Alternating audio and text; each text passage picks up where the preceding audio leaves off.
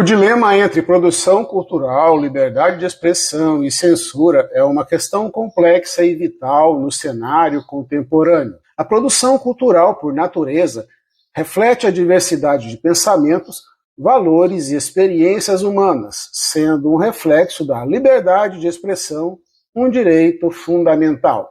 Entretanto, essa liberdade enfrenta desafios significativos, especialmente no contexto das redes sociais e plataformas digitais, como no caso do antigo Twitter, o atual X. Essas plataformas se tornaram arenas centrais para a disseminação de ideias, notícias e manifestações culturais, mas também se tornaram alvos de regulamentações e políticas de moderação de conteúdo que alguns enxergam como censura. Rede de Intrigas é o tema dessa semana no quadro Projetos Culturais aqui no canal da ANE. Eu sou Orlando Rodrigues, presidente da ANE, Associação Nacional de Escritores e Editoras.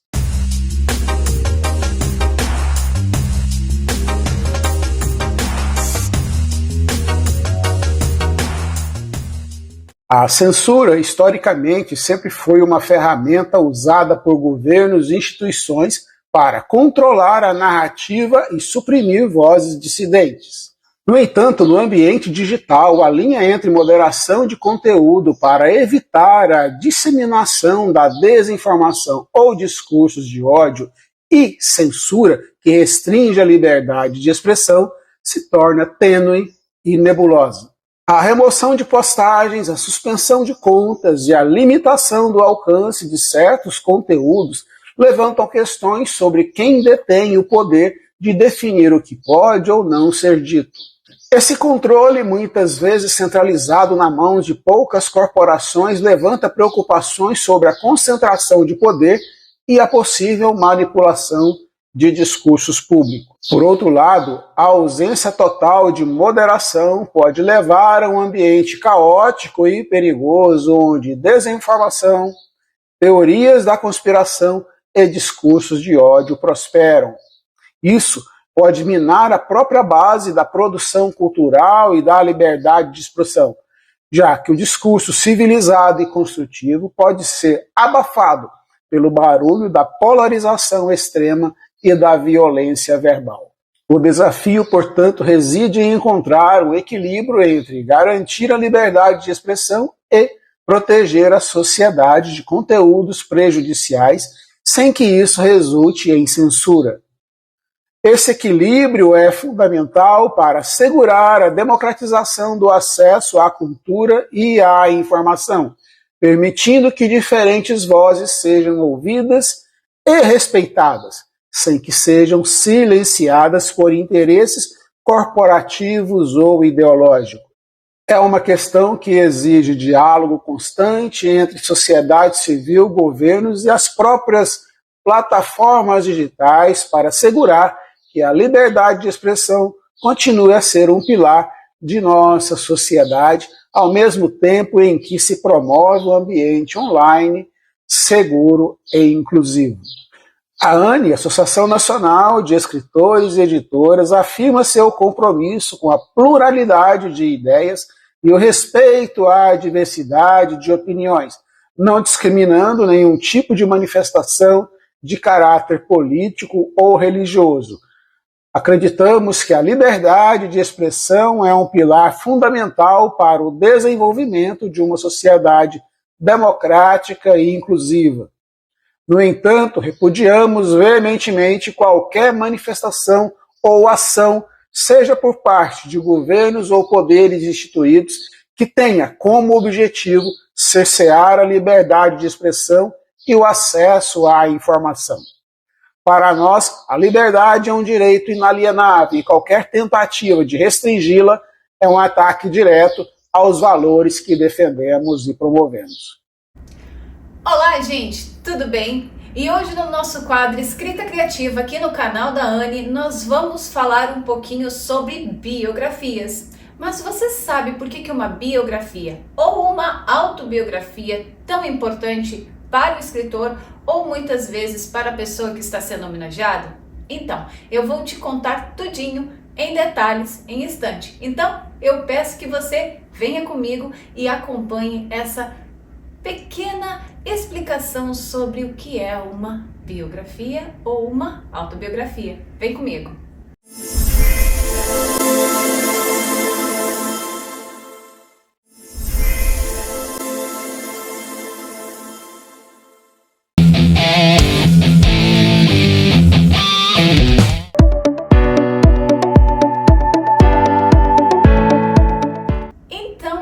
A biografia ou a autobiografia é nada mais, nada menos do que a história de uma pessoa que está sendo narrada em primeira pessoa quando é uma autobiografia ou uma biografia quando é um autor contando a história de uma pessoa. Pode ser ela familiar, amigo ou alguém importante que ele fez uma pesquisa.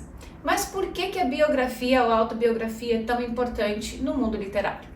Porque existe muita pesquisa, isso mesmo, nós estamos falando de um livro não ficção, que traz fatos reais. E isso é extremamente importante quando você está escrevendo uma biografia para outra pessoa. Você foi contratado como um escritor fantasma para escrever essa biografia. Então você vai ter que fazer uma rica pesquisa para trazer momentos importantes e cruciais para a sua história. Lembrando, você está narrando a história de uma outra pessoa, que ela pode estar viva e contando tudo para você, ou ela já pode ter falecido e você ir pegando arquivos, você ir pegando materiais, fotografias e muitas vezes escutando histórias que outras pessoas têm para contar dessa pessoa que você está escrevendo a biografia. Então, aqui uma das dicas que eu tenho para você, principalmente se você está escrevendo uma biografia, é fazer uma pesquisa intensa antes de você começar a fazer a sua escrita. Porque você tem que saber detalhes importantes, como por exemplo, aonde essa pessoa nasceu, ela é filha de quem? Como foi a infância dessa pessoa e o início da adolescência. E por aí você vai falando, você vai trazendo informações importantes que levaram ela a tomar muitas vezes decisões que fez ela chegar até onde chegou. Principalmente em carreira. Eu estou falando da vida profissional, porque muitas vezes quando se escreve uma biografia de alguém é porque essa pessoa se tornou alguma pessoa conhecida em algum campo profissional. Pode ser ele médico, engenharia, cultural, entre muitos outros. Então, quando você, autor, vai escrever uma biografia de alguém, tenha essa pesquisa antes, tenha esse cuidado. Muitas vezes dá muito trabalho, sim. Muitas vezes você vai estar conversando com pessoas que têm informações muito fortes e você, como escritor, vai ter que saber equilibrar e balancear tudo isso para conseguir trazer uma narrativa elegante, emocionante e muito coerente para com o que você quer trazer nessa biografia. Se você está escrevendo uma autobiografia, ou seja, a sua história está sendo narrada por você mesmo, seria um pouco mais fácil, né? Não é não. Sabe por quê? Porque muitas vezes o nosso subconsciente, ele bloqueia a gente de lembrar de momentos importantes. Eu posso dizer isso por experiência própria. Quando eu escrevi Minha Vida na América, que é o meu livro contando a minha história, ou melhor, os meus primeiros 7 anos de vida na América, foi muito complicado, porque eu não me lembrava de alguns detalhes que a minha mãe e a minha família, eles tiveram que me ajudar a relembrar. Porque o meu subconsciente, ele não queria que eu soubesse disso, porque eram momentos muito marcantes. Então ele segura um pouco. E aí é onde você, escritor, tem que ter um pouquinho de jogo de cintura e saber muitas vezes fazer anotações importantes, porque muitas vezes você vai estar escrevendo uma parte do seu livro e você vai ter um insight que, nossa, alguma coisa que aconteceu 2 ou 3 anos antes ou décadas antes que você acha super importante você querer colocar também no seu livro. Por isso é muito importante você fazer o seu mapa mental e também fazer o cronograma aonde você quer chegar com o seu livro. É isso, gente. A biografia ou autobiografia é muito importante porque ajuda também a gente conhecer histórias que muitas vezes ficam só nos bastidores e a gente não sabe nem o que acontece com a vida de pessoas que muitas vezes a gente admira tanto.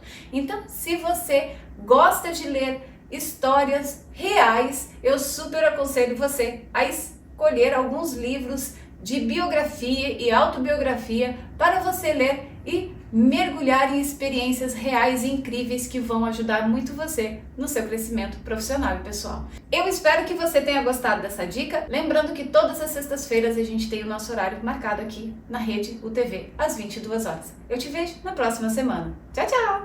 Você sabe qual a origem da nossa literatura brasileira? De lendas indígenas a epopeias coloniais, assim começa a nossa literatura. Ela nasce da mistura de vozes, culturas e histórias. Nas páginas de nossa história, se revela a alma de uma nação. As palavras escritas são sementes que florescem, como nossa identidade. Portanto, nas palavras dos nossos ancestrais, vamos encontrar as raízes da nossa existência.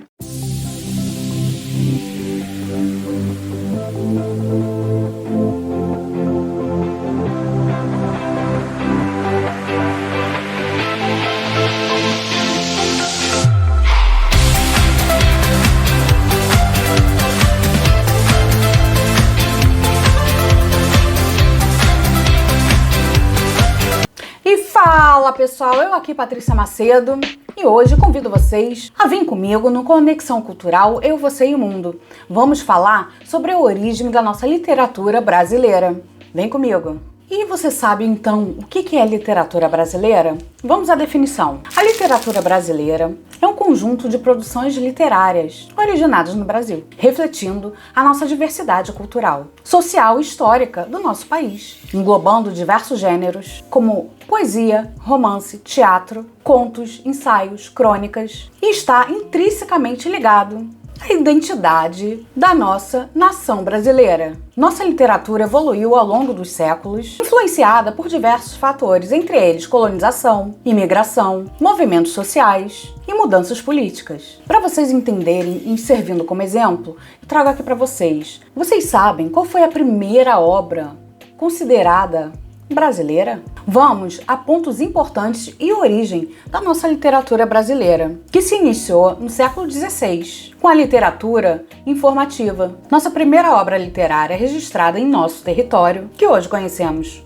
como Brasil, foi a Carta de Pero Vaz de Caminha, escrita em 1º de maio de 1500. Esse documento, essa carta, escrita por Pero Vaz de Caminha, que era escrivão da frota de Pedro Álvares Cabral, foi destinada ao rei de Portugal. Nela tem a descrição do descobrimento do Brasil, a terra, seus habitantes, os indígenas e as primeiras impressões dos europeus. Esses relatos são caracterizados pelo eurocentrismo, teocentrismo e descritivismo. Por conta disso, era muito comum que esses textos desvalorizassem a cultura dos indígenas brasileiros. A visão dos portugueses é que eles eram superiores em relação aos nossos indígenas. Por quê? Porque não possuíam vestes e viviam no meio da floresta. Sabemos que esse comportamento também se deve ao choque de culturas. Mas apesar desse ponto negativo, o ponto positivo é que eles descreveram muito bem nossa fauna e flora, que eram vistas com muita admiração.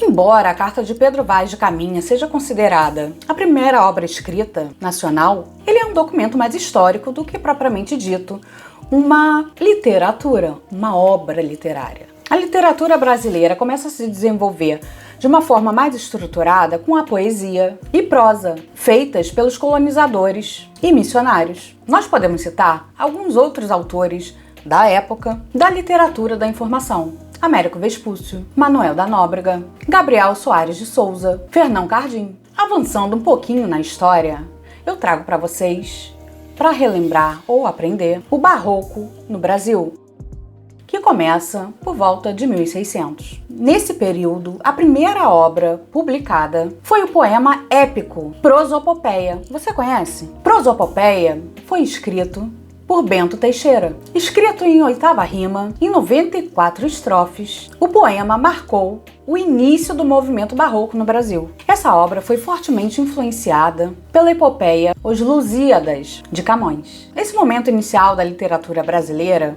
foi fortemente influenciado pelo barroco português, sendo as poesias religiosas bastante relevantes durante o período. O principal nome desse período foi Gregório de Matos, que com sua poesia satírica criticava a sociedade colonial. Ele também escrevia poesias sacras, religiosas e poesias lírico-filosóficas, com temas variados, inclusive falando sobre amor. E agora vamos adentrar mais um pouquinho na história, mais especificamente no século XVIII, com o arcadismo ou o neoclassicismo, que estão fortemente ligados à Inconfidência Mineira ocorrida em Minas Gerais. Muitos dos poetas árcades, como Cláudio Manuel da Costa e Tomás Antônio Gonzaga, estavam envolvidos nesse movimento, e suas obras refletem ideias de liberdade e a busca por uma identidade nacional. A produção árcade brasileira não apenas segue as tendências estéticas do neoclassicismo europeu, mas também dialoga com as questões políticas e sociais do Brasil colonial. Esses elementos fazem do arcadismo um movimento fundamental na transição da literatura brasileira entre o barroco e o romantismo, contribuindo assim para a formação da identidade literária nacional. Para seu conhecimento, vou citar aqui alguns autores, escritores da época. Cláudio Manuel da Costa, tendo como sua obra principal obras poéticas, sendo considerado, portanto, o introdutor do arcadismo no Brasil. Ele utilizava um pseudônimo pastoral, que era Glauceste Saturnio. Isso mesmo, esse nome complicado. Seus poemas apresentavam forte influência da mitologia greco-romana e da vida bucólica. Já Tomás Antônio Gonzaga, tendo como a sua obra principal Marília de Dirceu, foi uma das obras mais representativas do arcadismo. O livro é uma coleção de poemas líricos dedicados a Marília, um amor idealizado do poeta, onde ele também usa um pseudônimo chamado Dirceu. Essa obra é marcada pela exaltação da vida simples, no campo e pela expressão dos sentimentos amorosos. Temos também Basílio da Gama, tendo como sua principal obra O Uruguai. Isso mesmo, você não entendeu errado. O Uruguai. Esse poema épico é uma das grandes obras do arcadismo. Ele narra a destruição de missões jesuíticas no sul do Brasil. E é notável, impossível de não reparar, sua descrição da natureza e dos costumes indígenas. Embora seja um poema épico, segue os princípios do arcadismo, ao valorizar a clareza e o equilíbrio. Santa Rita Durão, com a obra Caramuru. Assim como o Uruguai, Caramuru é um poema que relata a descoberta do Brasil e a relação entre os europeus e os indígenas. A obra exalta a natureza e a vida simples dos nativos, seguindo a estética árcade. E aí, gostou? Essa foi apenas uma introdução nessa parte da nossa história literária no Brasil. Aguardem a segunda parte. Não se esqueçam de seguir a gente nas mídias sociais. Temos sempre lançado novidades, coisas novas, mídias, divulgação. E vem com a gente que só falta você. Beijos!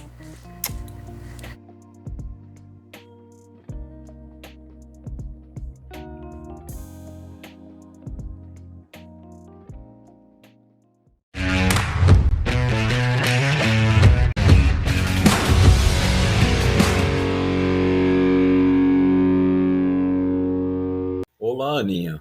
Hoje eu gostaria de conversar com você sobre um tema que está em alta, a inteligência artificial.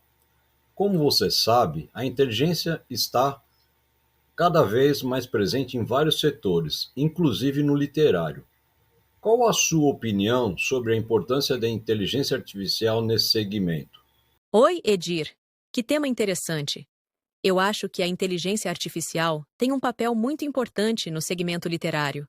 Ela pode ajudar a democratizar o acesso à criação de conteúdos, permitindo que escritores e artistas, mesmo os que estão começando, tenham ferramentas para aprimorar seus trabalhos. Por exemplo, a IA pode auxiliar na correção de textos, na sugestão de enredos e até na criação de capas de livros, tornando o processo criativo mais acessível e diversificado. Concordo, Aninha. A IA realmente facilita muita coisa. Mas você acha que existe algum risco ou preocupação em relação ao uso da inteligência artificial na criação de textos e arte para livros? Sem dúvida, Edir. A IA traz benefícios, mas há preocupações legítimas, como a originalidade. A IA pode gerar conteúdos baseados em padrões existentes, o que pode uniformizar as produções. Também há o risco de escritores e artistas dependerem demais dessas ferramentas, perdendo a essência e a originalidade da criação humana. Isso é algo que precisamos ficar atentos mesmo. E como você vê o equilíbrio entre o uso da inteligência artificial e a preservação da criatividade humana? Acho que o segredo está no equilíbrio, Edir. A IA é uma ferramenta que complementa o processo criativo, mas não deve substituí-lo. Ela expande possibilidades, mas a alma de uma obra vem da mente e do coração dos humanos. A criatividade humana, combinada com a IA, pode gerar resultados incríveis, mas o toque pessoal do autor deve sempre prevalecer. Excelente ponto, Aninha. E no que diz respeito ao futuro, como você enxerga o papel da IA na ANE e na literatura em geral? Eu acredito que a IA pode ser uma grande aliada para a ANE, ajudando a impulsionar novos talentos e a promover a literatura de formas inovadoras. No entanto, é importante que continuemos a valorizar a criatividade e a originalidade dos nossos escritores e artistas.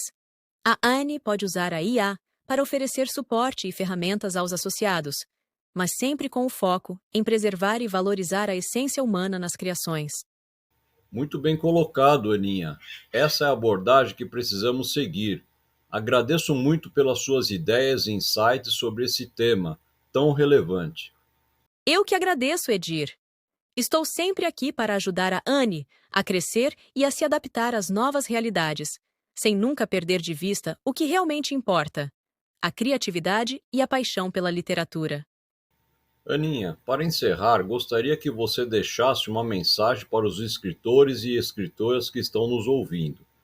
O que você gostaria de dizer a eles sobre o futuro da literatura e o papel que cada um pode desempenhar? Claro, Edir. Queridos escritores e escritoras, o futuro da literatura está cheio de possibilidades, e a inteligência artificial é uma ferramenta poderosa para explorar novos horizontes.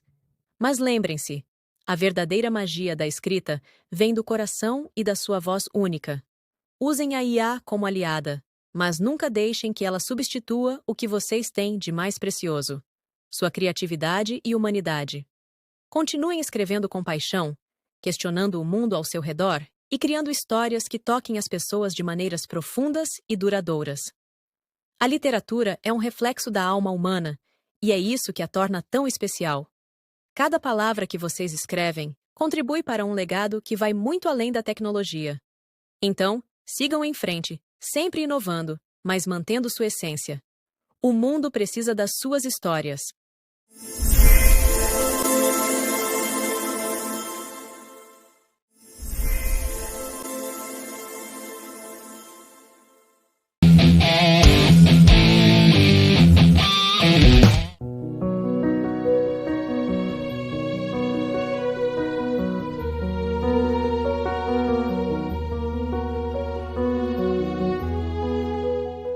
Boa noite. Hoje vamos falar sobre a rapidez da vida. Em um mundo onde tudo acontece tão rápido e a vida parece ser medida pelo quanto conseguimos produzir, o silêncio se tornou um luxo. A arte de desconectar do barulho externo para ouvir a si mesmo é uma prática poderosa e transformadora. O silêncio não é apenas uma ausência de som, ele é um espaço onde podemos realmente nos ouvir, entender nossos pensamentos e sentimentos e encontrar respostas que o ruído cotidiano esconde. Introspecção é a chave para essa conexão interna. Ao reservar alguns minutos do dia para ficar em silêncio, podemos organizar nossas emoções, acalmar a mente e enxergar a vida com mais clareza. Essa pausa nos oferece uma perspectiva renovada, uma chance de reavaliar nossas escolhas e de cultivar a paz interior. Em meio à correria, lembra-se, o silêncio fala muito e na quietude podemos encontrar as respostas mais profundas. Aproveitem para conhecer mais sobre a ANE, Associação Nacional de Escritores e Editoras, através desse QR Code aqui do lado. Obrigado e até a próxima semana.